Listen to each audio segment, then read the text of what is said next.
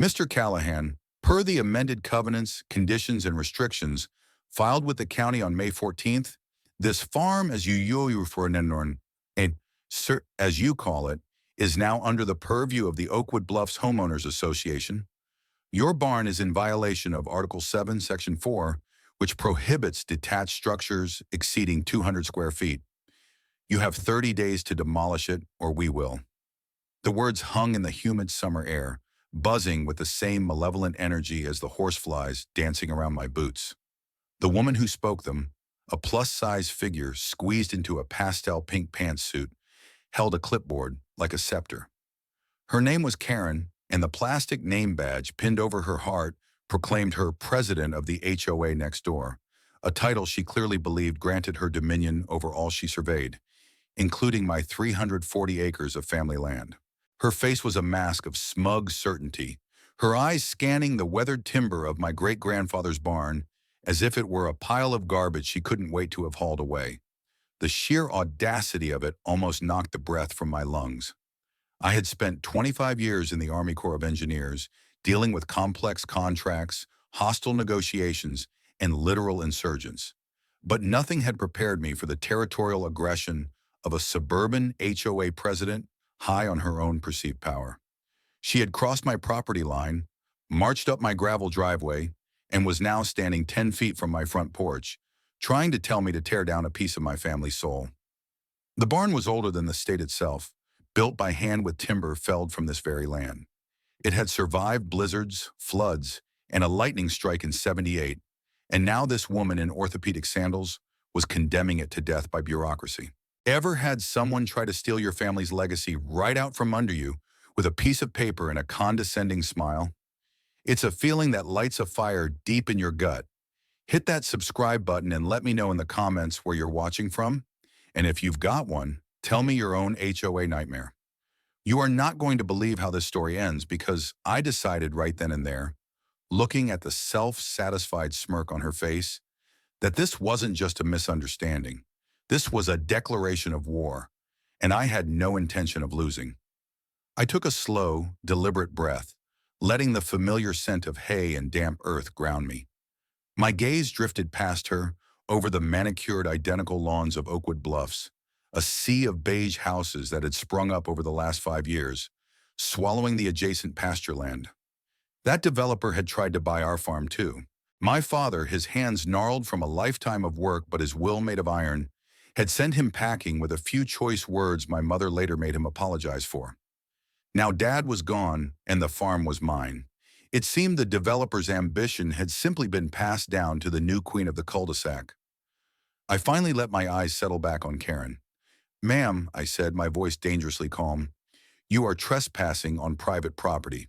Furthermore, my farm is not and has never been part of any homeowners association. You have no jurisdiction here."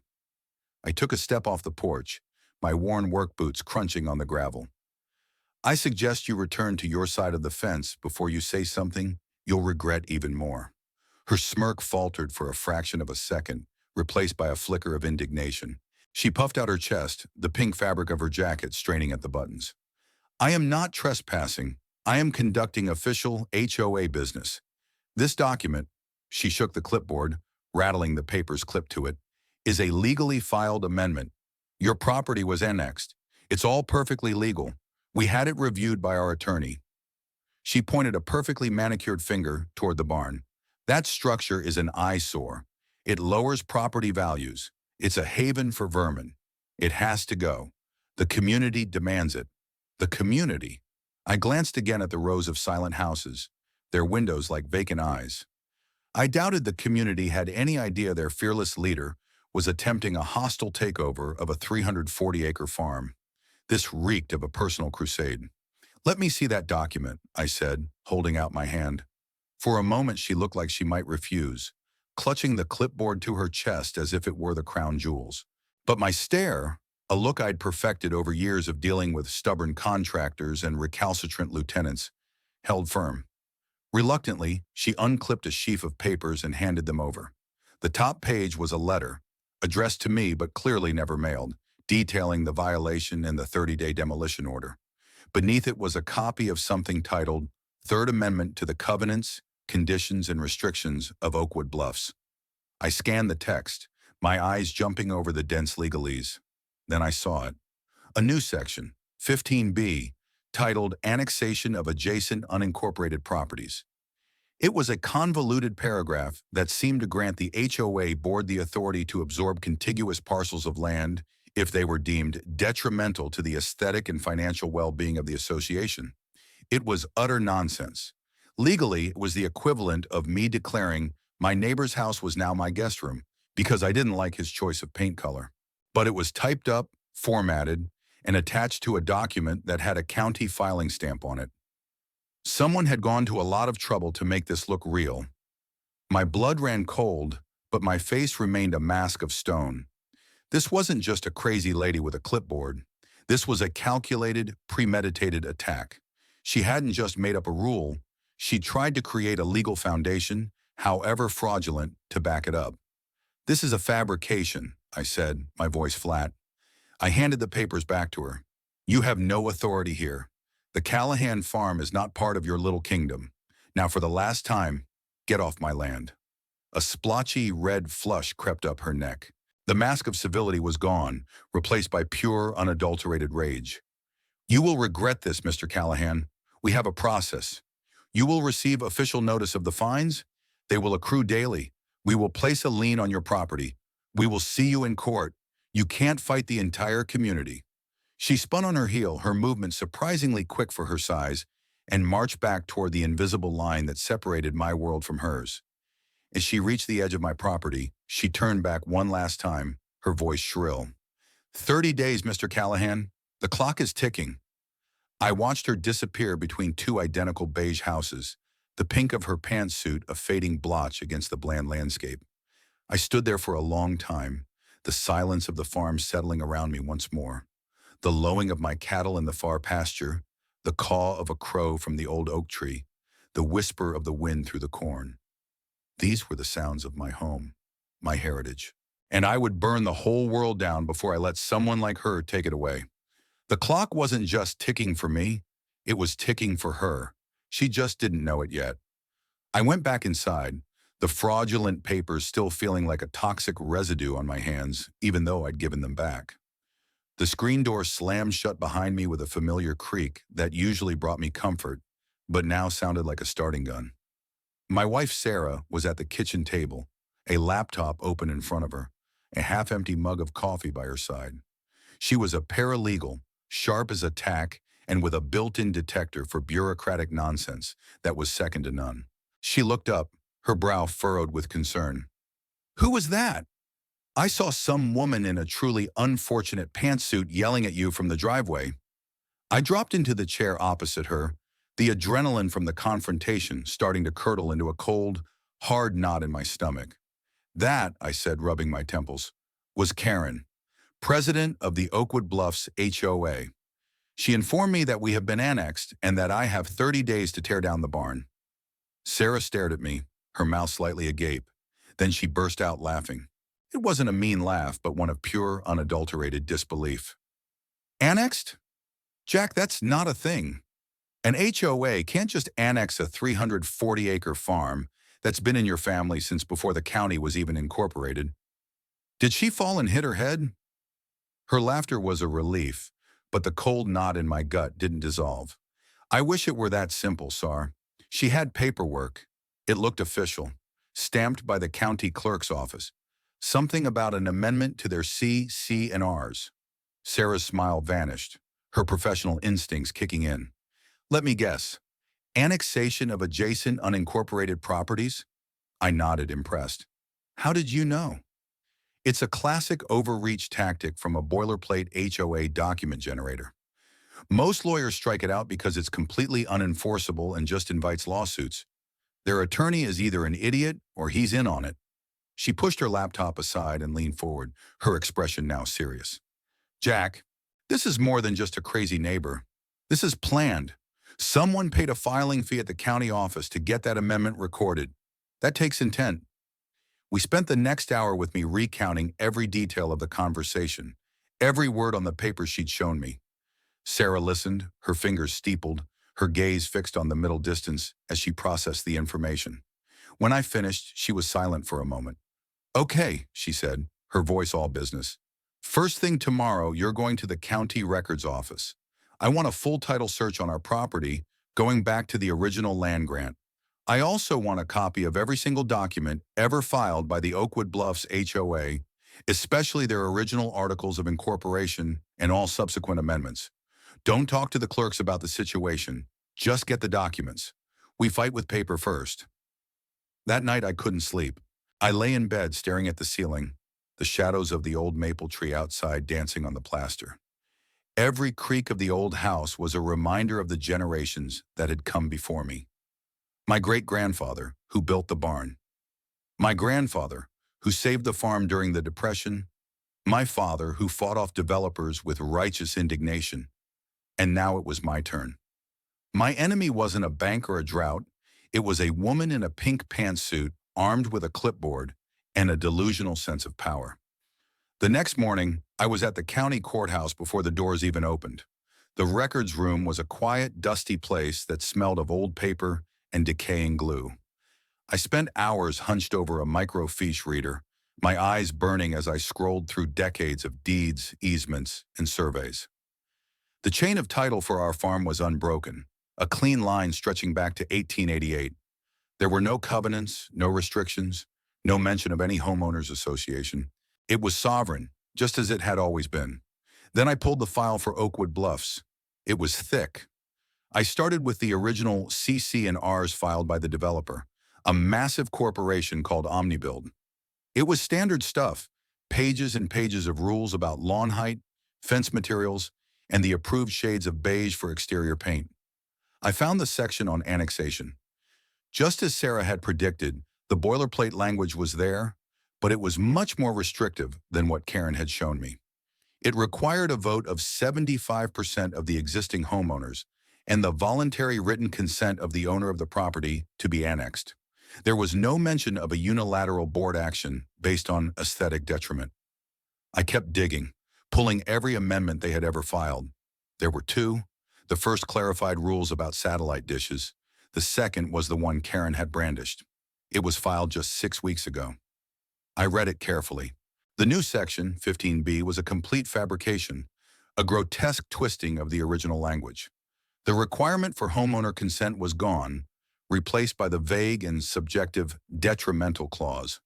But the most damning part was the signature page. It required the signatures of the HOA president, vice president, and secretary to be validly filed.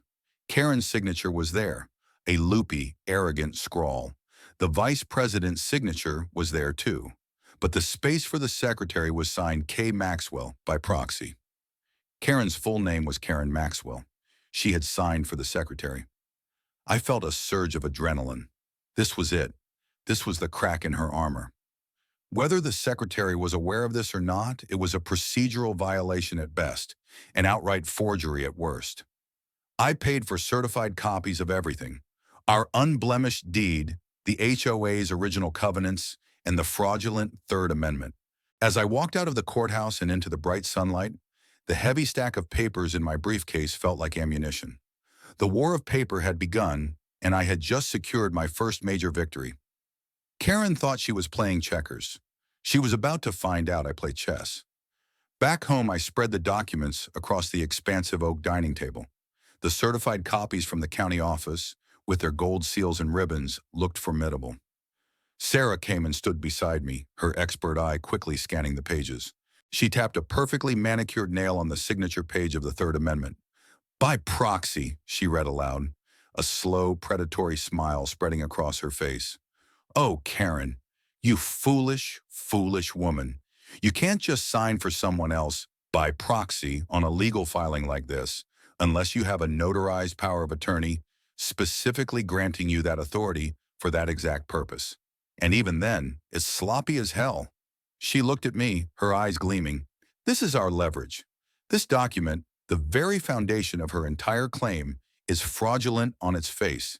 She overreached. She got greedy and cut a corner, and that corner is going to be her undoing." My own training kicked in, the years of strategic planning. of identifying an enemy's weakness and exploiting it. So what's our first move? And I asked.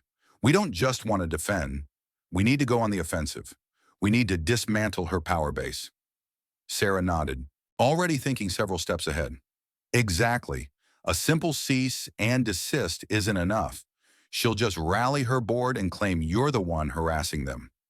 We need to hit her with something that shows we know exactly what she did and that we're not afraid to use it. We're going to send a formal response, but not to her. We're sending it to the HOA's registered attorney, the one on the filing. We'll copy the entire HOA board and we'll send it via certified mail with return receipt requested. We create an undeniable paper trail. For the next 2 hours, we drafted the letter.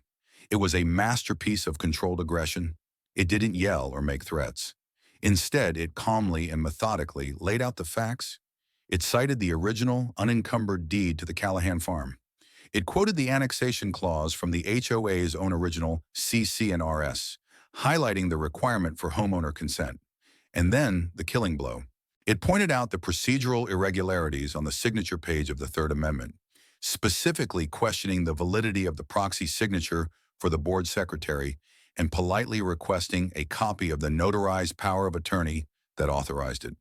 The letter concluded by stating that any further attempts to assert jurisdiction over my property, issue fines, or communicate in any way other than through legal counsel would be met with immediate legal action, seeking damages for slander of title, harassment, and conspiracy to commit fraud. It was the legal equivalent of a sniper shot, precise, deadly, and aimed directly at the weak point in her command structure. The next day, I drove to the post office and sent 7 certified letters, one to the HOA's law firm, one to Karen, and one to each of the 5 other members of the Oakwood Bluffs HOA board. The clerk who handled the transaction gave me a curious look as she affixed the green certified mail stickers to each envelope. "Someone's getting some serious news," she commented. "You could say that," I replied, a grim smile on my face. The 10-day wait for the certified mail receipts to come back felt like an eternity. Each day I expected to see Karen's car screeching up my driveway again, or a process server at my door. But there was nothing, just an unnerving silence from the beige kingdom next door. Finally, the little green cards started trickling back into our mailbox, each one bearing the signature of its recipient. Karen's signature was an angry, jagged slash. The others were neat and unassuming. We had confirmation. The entire board was now officially on notice. 2 days after the last receipt arrived, the first volley of Karen's counterattack came, not in the form of a lawyer's letter, but as a flurry of envelopes in my mailbox, all bearing the Oakwood Bluffs HOA logo. I opened the first one. It was a fine for $500.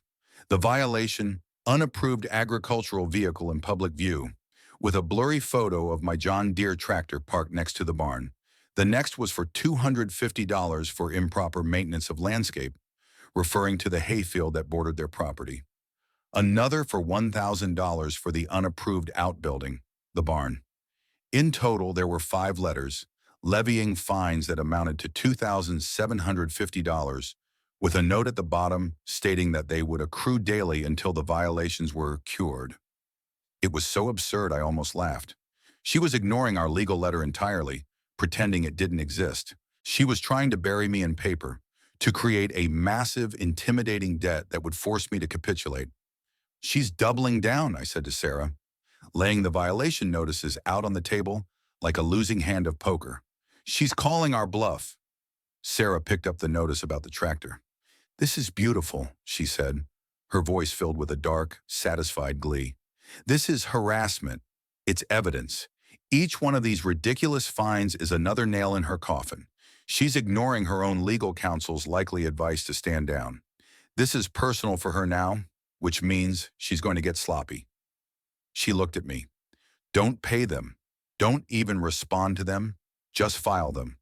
We're going to let them accumulate. We let her build a mountain of fraudulent debt against you, a mountain that will eventually collapse and bury her." It went against every instinct in my body. My entire career was built on addressing problems head-on, on meeting threats with immediate action. The idea of letting these fines pile up, of letting this fictional debt grow, felt like letting an enemy establish a beachhead. But I trusted Sarah's legal instincts, and I trusted the strategy. We were baiting a trap. Karen, blinded by her own rage and arrogance, was walking right into it. Every fine she sent was another bar in the cage she was building for herself. The silence from her was broken, replaced by the steady drumbeat of her bureaucratic assault. And with every letter that arrived, my resolve hardened. This was no longer just about my barn or my farm. This was about principle. It was about pushing back against a bully who used rules as a weapon and community as a shield for her own petty tyranny. The battle lines were drawn, and Karen was giving me all the ammunition I would ever need. The stream of fines became a torrent. Every few days, a new set of envelopes would appear, each containing a more ludicrous violation than the last. My antique, non-operational Ford Model T that sat as a decorative piece near the front gate was cited as an abandoned vehicle. The vegetable garden my wife lovingly tended was an unapproved land modification. The centuries-old stone wall that marked my property line was a non-compliant fence. The total in bogus fines climbed past $10,000, then 20. I followed Sarah's advice, meticulously documenting everything. I created a spreadsheet, logging the date, violation number, and amount of each fine. I scanned every notice and saved it to a dedicated folder on my computer, creating a digital fortress of evidence. But passive defense wasn't enough for me. My military training screamed for intelligence gathering, for understanding the battlefield. I needed to know who my enemy really was and who her potential allies or victims were. It was time to conduct some reconnaissance inside Oakwood Bluffs. I started by taking long walks along the public road that bordered the subdivision, my old dog, Buster, trotting faithfully by my side. I was careful not to step on their precious, chemically treated lawns. I observed. The houses were all variations on a theme of beige and taupe, the landscaping identical down to the last perfectly spaced boxwood. It felt less like a community and more like a corporate campus. On my third walk, I saw him, an older man, wiry and weathered, meticulously polishing the chrome on a flagpole in his front yard. From it flew a pristine American flag, and beneath it, the flag of the United States Marine Corps. As I drew nearer, I saw the source of his labor. The flagpole was festooned with a bright orange violation sticker. I paused at the edge of his driveway. "That's a fine-looking flagpole, sir," I said. He looked up, his eyes pale blue and sharp, appraising me from beneath the bill of a Vietnam veteran cap. He grunted. "HOA doesn't think so. Says it's 2 feet too tall, and the Marine Corps flag is an unapproved secondary banner. $500 fine." "I'm Jack Callahan. I own the farm next door." A flicker of recognition crossed his face. "Ah, the guy with the barn. Heard about that. Name's Bill. Bill Hedges." He straightened up, wiping his hands on a rag. "So she's coming after you now, is she? Can't stand anything that isn't beige and boring." We talked for half an hour. Bill had lived in his house for 4 years. He'd been one of the first buyers. In that time, he'd been fined for his flagpole, for having a garden gnome his granddaughter gave him, and for parking his son's pickup truck in his own driveway for more than 24 hours when he came to visit. "It's all her," Bill said, his voice low and bitter. "Karen Maxwell. She got herself elected president 2 years ago, and it's been a nightmare ever since. Rules that were never enforced suddenly became capital offenses. She patrols the neighborhood in her golf cart like a wannabe dictator. Most folks are too scared to stand up to her. They just pay the fines and hope she moves on to the next target." He told me about the board meetings, how Karen would shout down anyone who disagreed with her, how she'd use convoluted interpretations of the bylaws to justify her actions. The board secretary, a young woman named Amy, had apparently tried to question the aggressive fining policy and was publicly humiliated by Karen, who threatened to fine her for the color of her welcome mat. Amy had resigned from the board a week later. My mind flashed to the by-proxy signature on the fraudulent amendment. Karen hadn't just bypassed the secretary, she had bullied her into submission and then forged her authority. This wasn't just a procedural error, it was a conspiracy. "Bill," I said, "I'm not planning on tearing down my barn. I'm planning on fighting this.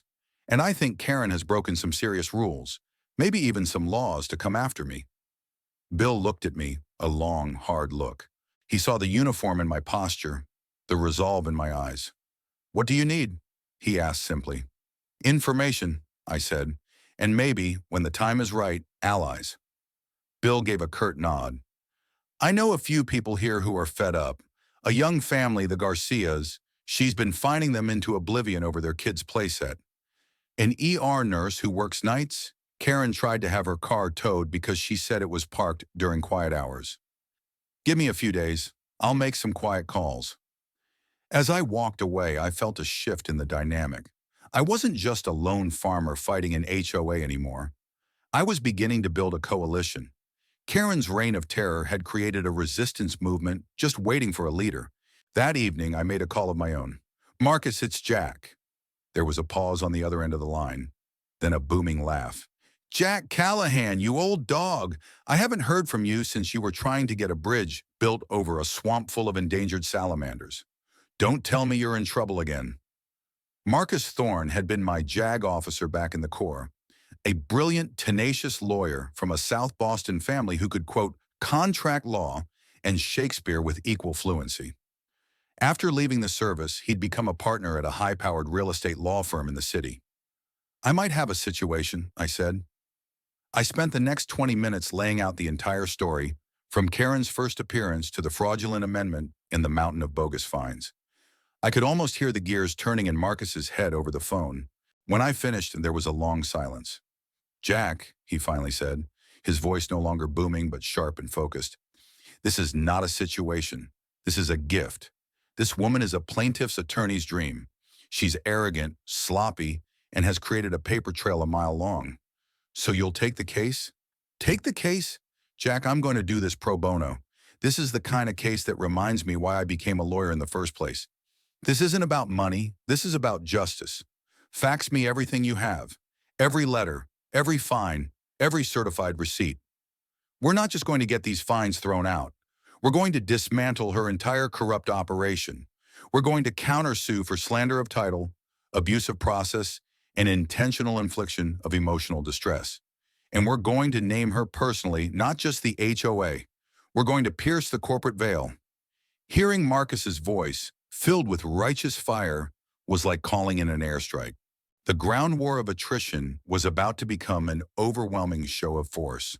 The next morning, I spent 2 hours at a copy shop, scanning and faxing nearly 100 pages of documents to Marcus's office. As the last page slid through the machine, I felt the weight of the battle shifting. I was no longer just defending my land. I was now the commander of a multi-front offensive with legal air support and a budding insurgency on the ground. Karen had picked a fight with a quiet farmer. She was about to find out she'd declared war on a battle-tested engineer with powerful friends and a whole lot of angry neighbors. With Marcus officially on board, the strategy shifted from defense to a carefully orchestrated offensive. His first instruction was simple but powerful. Keep letting her punch herself out. Don't engage. Don't respond. Just document. Every fine, every letter, every dirty look is a gift. We're building a case so airtight that by the time we file, she won't have a single legal leg to stand on. Meanwhile, Marcus began his own quiet war in the background. He filed a notice of representation with the HOA's law firm, a simple document that legally required them to direct all future communication through him. It was a subtle but significant move, inserting a professional barrier between Karen's chaotic aggression and me. He also started drafting the lawsuit, a document that would eventually grow to over 50 pages, detailing every single one of Karen's transgressions in excruciating detail. While Marcus sharpened the legal spears, I focused on strengthening my ground forces. Bill Hedges proved to be an invaluable ally. He set up a discreet meeting at his house one evening. The attendees were a cross-section of the people Karen had terrorized. There were the Garcias, a young couple in their early 30s, exhausted and stressed. Karen was fining them $50 a day because their children's wooden swing set was, according to her, not in harmony with the community's architectural aesthetic. They were close to $4,000 in debt to the HOA and were considering taking it down, even though their kids loved it. There was Dana, the ER nurse, a single mom who worked grueling 12-hour shifts. Karen had initiated towing procedures on her car twice because it was parked in an overflow spot for more than 48 hours, while Dana was on a long stretch at the hospital. She'd had to leave work mid-shift to move it, earning a reprimand from her supervisor. And there was a quiet, retired librarian named Helen, who had been fined for having excessive wind chimes. I listened to their stories, each one a variation on the same theme: Karen's abuse of power, her arbitrary enforcement of rules, and the feeling of helplessness she engendered. When they finished, I laid out my story, showing them the fraudulent amendment and the stack of fines that now exceeded $30,000. A collective gasp went through the small room when I mentioned the demand to demolish my barn. "But she can't do that, can she?" Mr. Garcia asked, his voice laced with disbelief. "Legally, no," I confirmed, "but she's counting on the fact that most people don't have the time, money, or knowledge to fight back. She's using the HOA's legal fund, which comes from your dues, to bully you with the threat of expensive litigation." I then told them about Marcus, my lawyer. I explained the strategy: to let Karen overextend, to document her harassment, and to build an overwhelming case against her, not just against the HOA. "I'm not just fighting for my farm," I told them, my voice low and steady. "I'm fighting for all of us. But I need your help. I need your stories. I need your evidence. My lawyer is preparing to sue the HOA and to sue Karen Maxwell personally for breach of her fiduciary duty to the homeowners she's supposed to represent. Your testimony would be crucial." The mood in the room shifted from despair to a glimmer of hope, then to a slow-burning anger. For the first time, they realized they weren't alone. They were part of a pattern. "She told me I was the only one who ever complained," Dana the nurse said, her eyes flashing. "She said everyone else was happy with her management." "She told us the same thing," Mrs. Garcia added. "She said our swing set was an embarrassment to the whole neighborhood."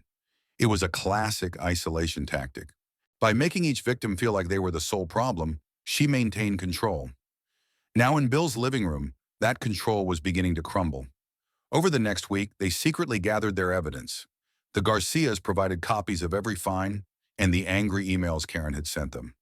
Dana had records from the towing company and a written statement from her hospital supervisor.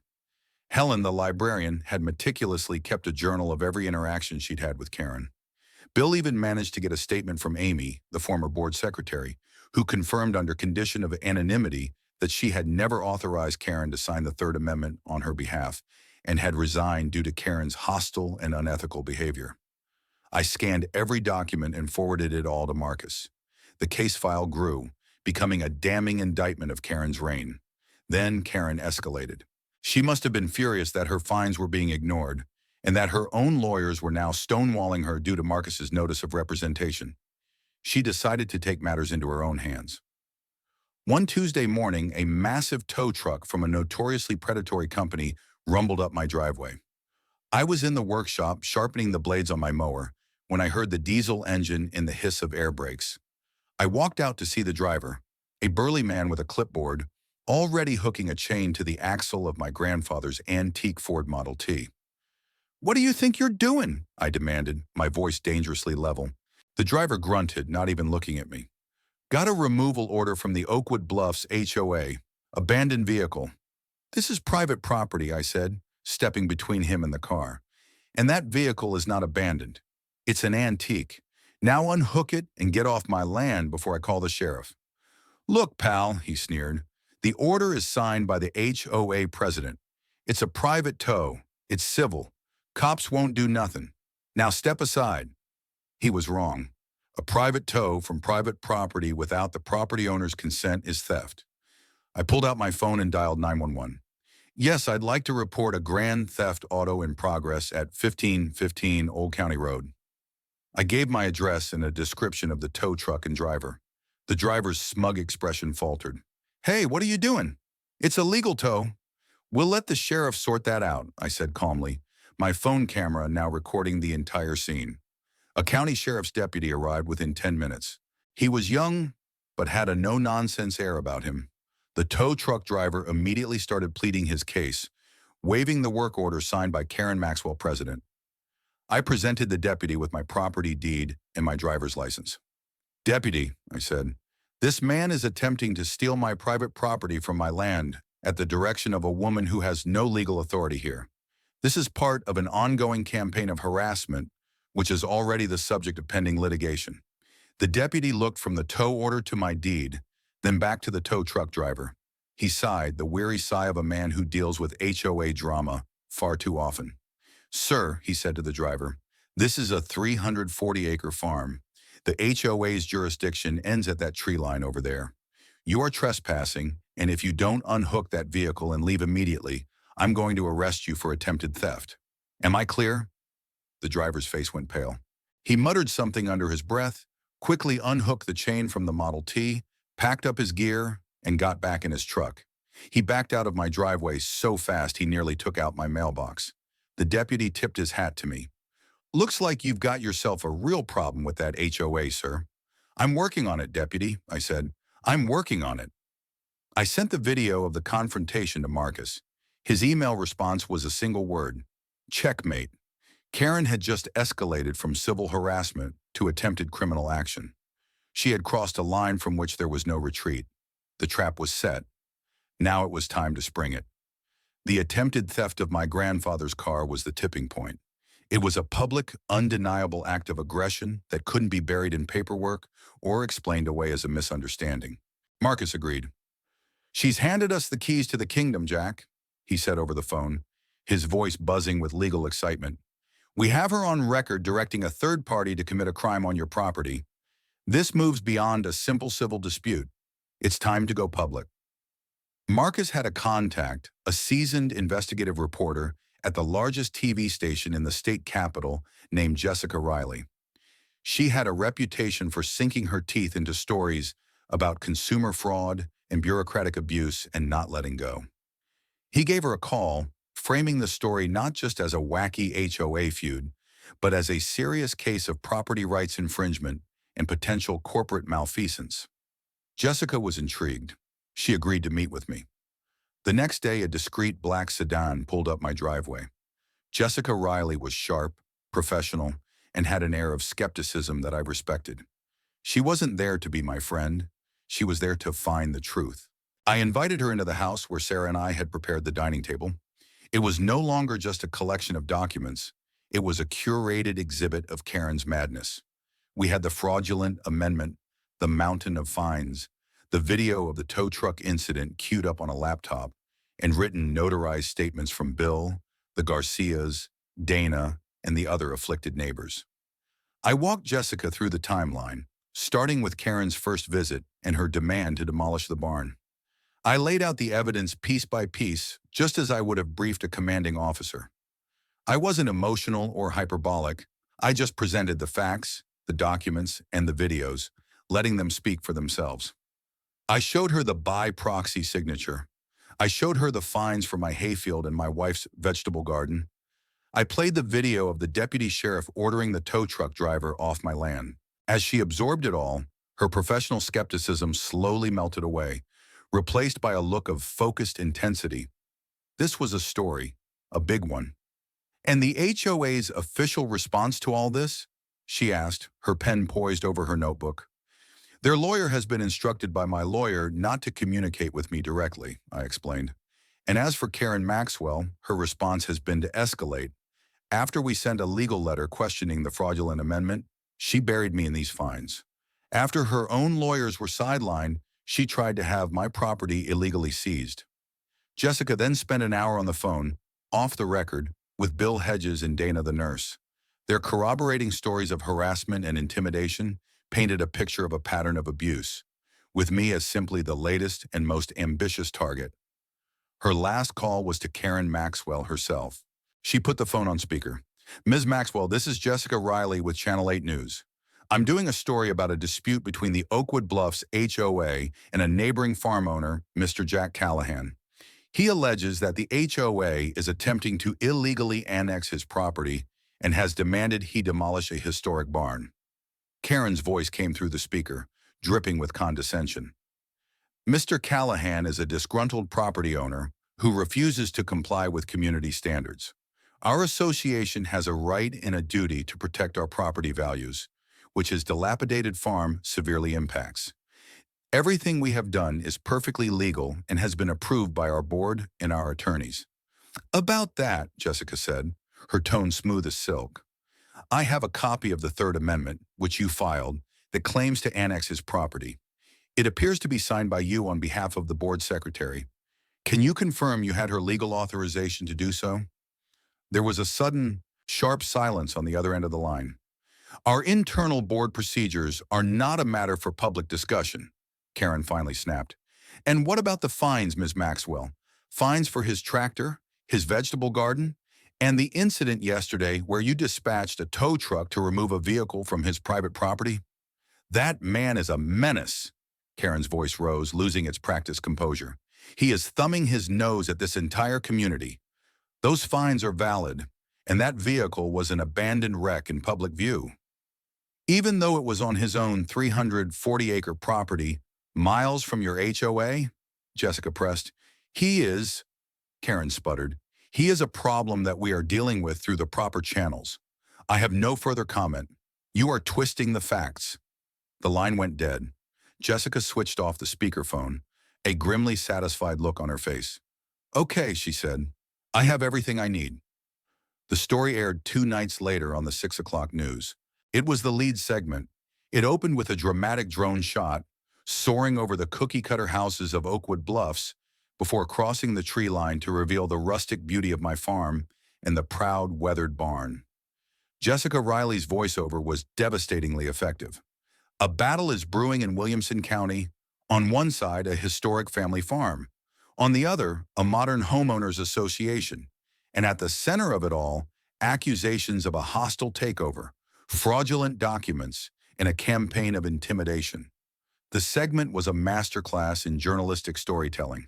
It featured me, calm and resolute, standing in front of my barn.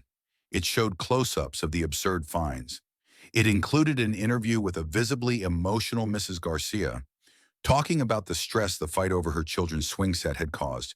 It had a retired law professor analyzing the fraudulent amendment, calling it legally preposterous. And it had the audio of Karen's disastrous phone call, her defensive sputtering and angry hang-up, contrasting sharply with the reasoned statements of her victims. The story exploded. It was the top story on the news station's website, shared thousands of times on social media. The comments section was a tidal wave of support for me and outrage against Karen and the HOA. "This is tyranny," one comment read. "I'd pay to see that barn stay up," said another. The story was picked up by national news aggregators.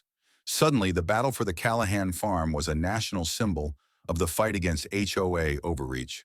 The fallout for Karen was immediate and catastrophic. The HOA's management company, a large national firm, received hundreds of angry phone calls.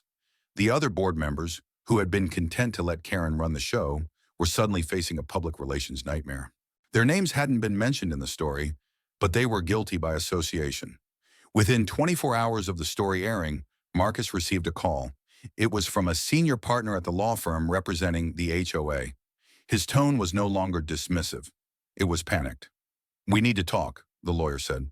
"My clients, the other board members, were not fully aware of the extent of Ms. Maxwell's actions.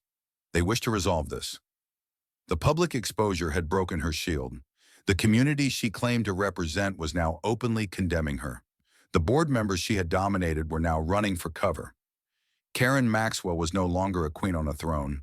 She was an emperor with no clothes, exposed for all the world to see, and her own allies were about to hand her to the wolves.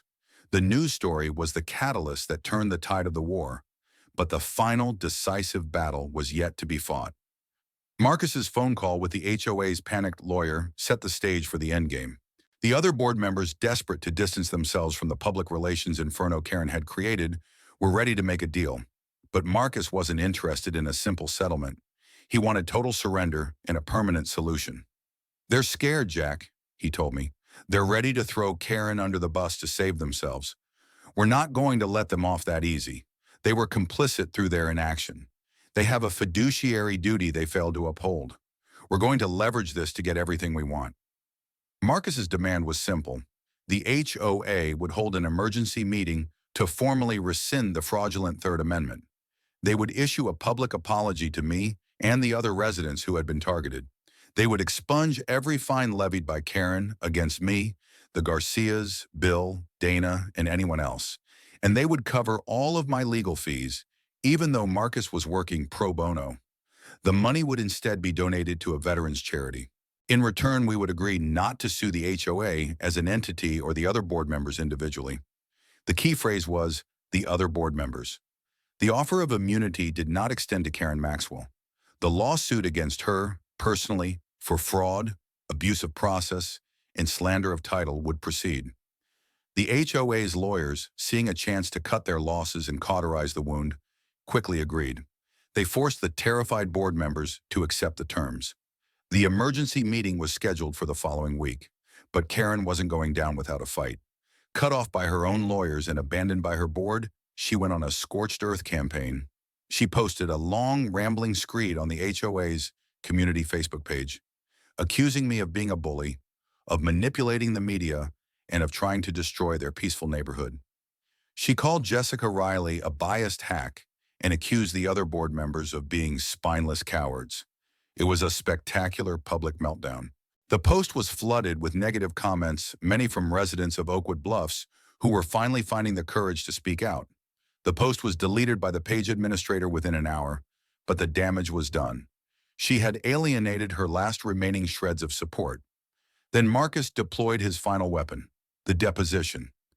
As part of our personal lawsuit against her, Karen was legally compelled to appear at Marcus's office and answer questions under oath. It was a strategic masterstroke scheduled for 2 days before the emergency HOA meeting. I attended, sitting silently in the corner of the conference room. Karen arrived with a new lawyer, a cheap-looking solo practitioner who seemed completely out of his depth. She was wearing a severe black dress, her face pale and drawn. The smug confidence was gone, replaced by a brittle defensive anger. Marcus was a force of nature. He was calm, polite, and absolutely ruthless. He started slowly establishing the facts, getting her to confirm her role as president, her duties, her authority. Then he moved in for the kill.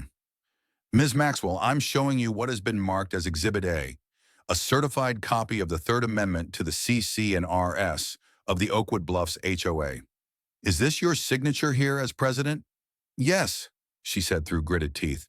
And this signature here, for the board secretary, Amy Parsons. It reads K. Maxwell by proxy. Did you sign that?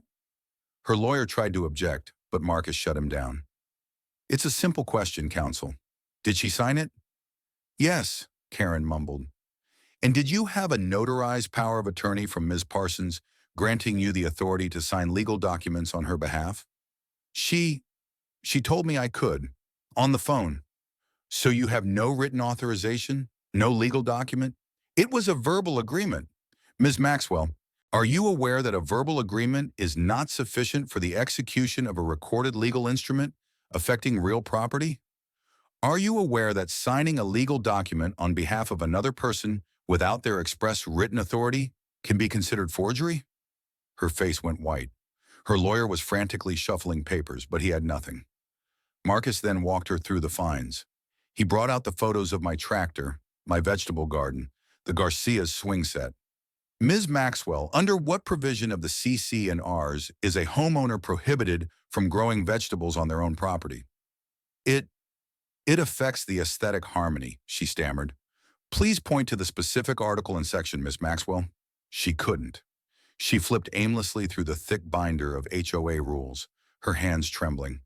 He did the same for every single fine, forcing her to admit, under oath, that there was no specific rule backing up her actions.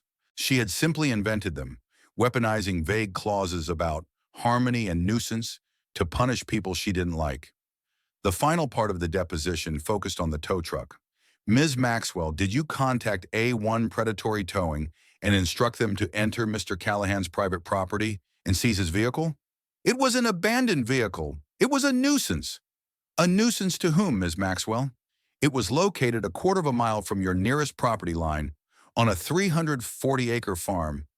Whose view was it obstructing? She had no answer. She just sat there, her jaw clenched, radiating pure hatred at me. So you directed a third party to enter private property and take an asset without the owner's consent, yes or no? Yes, she whispered, the admission sucked from her lungs. But I thought I was within my rights. By the end of the 4-hour deposition, she was a broken woman. Her lies and justifications had been systematically dismantled under the harsh light of legal scrutiny. The transcript was a confession, a detailed record of her abuse of power, her fraud, and her malice. Marcus had everything he needed to win the lawsuit against her personally, ensuring she would be held financially responsible for the chaos she had caused. As we left the conference room, I made eye contact with her for the first time that day. The look in her eyes was no longer one of arrogance or anger. It was the hollow, defeated look of someone who knows they have lost everything, and that it is entirely their own fault. The war was over. All that remained was to witness the official surrender. The night of the emergency HOA meeting was thick with anticipation. The community clubhouse, a sterile room usually reserved for potlucks and holiday parties, was packed to capacity. Residents stood along the walls and spilled out into the hallway. Bill, the Garcias, Dana, and I sat together in the front row. It felt like a tribunal. The board members sat at a long table at the front of the room, looking pale and nervous. The only empty chair was the one in the center, reserved for the president. Karen Maxwell was conspicuously absent. The HOA's lawyer, a man I recognized from Marcus's office building, stood up to begin the meeting. He didn't bother with formalities. His voice was grim. As you are all aware from the notice of this emergency meeting and from recent media reports, the association has been involved in a significant legal dispute with Mr. Jack Callahan. Furthermore, numerous residents have come forward with grievances regarding the issuance of fines and the enforcement of covenants. He took a deep breath. After a thorough review with legal counsel, the board has determined that certain actions taken by the association's president, Ms. Karen Maxwell, were undertaken without proper board authority and were inconsistent with the governing documents of this association and the laws of this state. A low murmur went through the crowd. This was it, the public repudiation. Specifically, the lawyer continued, his voice resonating with forced solemnity, the Third Amendment to the covenants, conditions, and restrictions filed with the county on May 14 is invalid due to procedural defects in its execution. Therefore, the board will now vote on a resolution to formally rescind that amendment and declare it null and void. The acting president, the former vice president, who had signed the fraudulent document alongside Karen, called for the vote. It was a formality. All in favor? Every hand on the board shot up instantly. The motion passes unanimously. The lawyer then read a prepared statement, a dry, legalese-filled apology to me for the misunderstanding. He announced that all fines levied against my property were voided and that the HOA formally relinquished any and all claims of jurisdiction over the Callahan farm. He then announced that all fines issued to the Garcias, Bill Hedges, Dana, and a dozen other residents for similar aesthetic violations were also being expunged from the records. A wave of applause and relieved sighs swept through the room. The Garcias hugged each other. Bill gave me a firm, approving nod. But the lawyer wasn't done.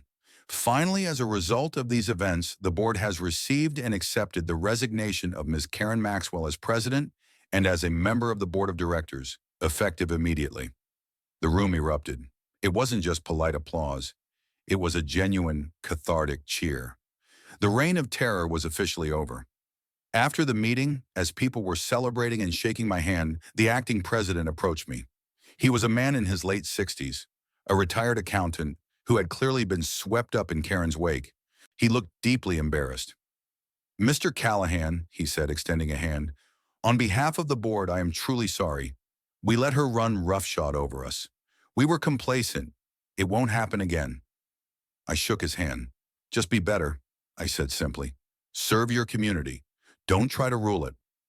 The next day, a "for sale" sign appeared on Karen Maxwell's lawn. The justice system, even the civil one, can have a long memory and a heavy price. Marcus informed me that faced with the damning deposition and the mountain of evidence, Karen's lawyer had advised her to settle the personal lawsuit. To avoid a public trial she was guaranteed to lose, she agreed to a substantial financial settlement. The amount was confidential, but Marcus assured me it was enough to cover the donation to the veterans charity tenfold, and to ensure she would think twice before ever trying to weaponize a rulebook again. The money was never the point, but it was a tangible symbol of her defeat. Her attempt to devalue my property had ended up costing her a significant portion of her own. The irony was not lost on me. A few weeks later, on a perfect autumn afternoon, I was sitting on my front porch, cleaning my old service pistol, a ritual I found calming.